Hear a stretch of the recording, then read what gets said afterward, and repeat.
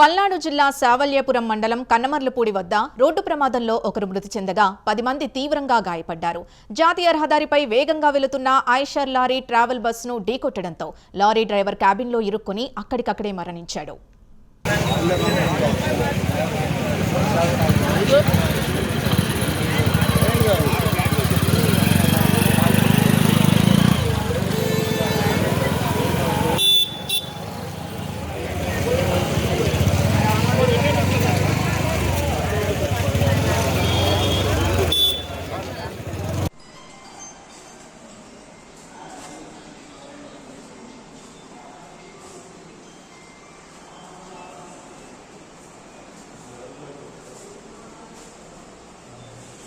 వాళ్ళది అపోజిట్ బండి tyre puncture అయింది.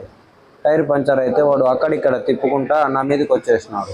నేను డైరెక్ట్ వాళ్ళ దానికి కుట్టేసి మేము కర్నూలు నుండి వచ్చాము.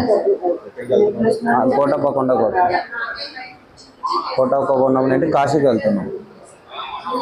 ఫస్ట్ రోజే జరిగింది ఇలా. ఆయనది టైర్ పంచర్ అయ్యి డైరెక్ట్ నా మీదకి వచ్చేసినాడు.